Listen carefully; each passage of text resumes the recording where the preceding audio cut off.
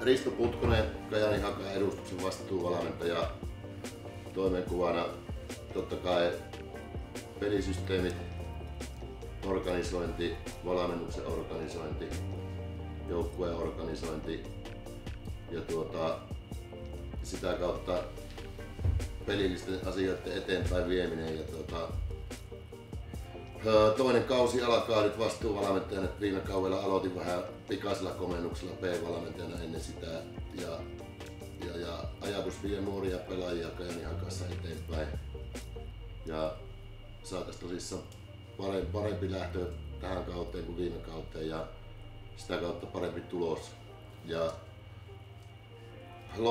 loistava tiimi on takana taustalla, eli kaikki on sama-arvoisia, kellä ei ole erityis mitään vapauksia eikä mitään, eli tullaan toimeen hyvin keskenään ja sitä kautta pystytään rakentamaan ja loistava joukkue on tulossa, että siellä on nuoria poikia kasvamassa ja muutama kokeneempi pelaaja seassa, niin mielenkiinnolla odotan kautta kyllä, että saadaan nyt rauhassa rakentaa.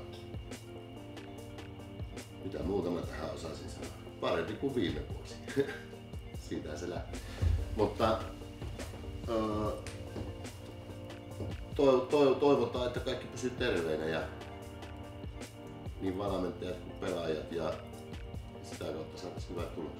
Loistava sikäli, että niin meidän P-pojat eli 07-06 syntyneet saa olla tuossa akatemiatoiminnassa mukana ja niille saadaan sitä kautta laadukasta reeniä sitten 3 kertaa viikossa aamuisin aina ja 8 harjoitustapahtumaa on tällä hetkellä viikossa siihen pelit päälle ja P-sarja alkaa jo maaliskuussa P1 eli näille pojille hyvä kova sarja ja sitä kautta nuorten pelaajien kehittyminen varmasti tulee tapahtumaan ja se on vaan faktaa, että pelit kehittää nuorta, ei mikään muu, että vaikka sä reenaat kuinka kovaa, mutta jos sä et pelaa, niin et sä kehity.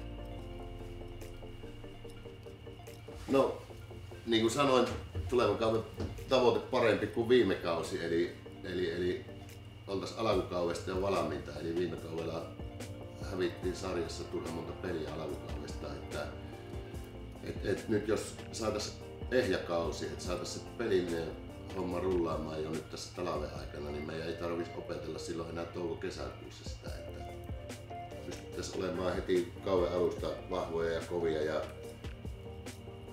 pystyttäisiin haastamaan joka ikinen joukkue tuossa sarjassa, että ei ainakaan kellään tulisi semmoista, että käydään pahakalta natsimassa halpapisteet. Sitä ei varmasti tule ensi vuonna, että joka ikinen joukkue, joka meiltä haluaa pisteet, niin joutuu tekemään töitä sen.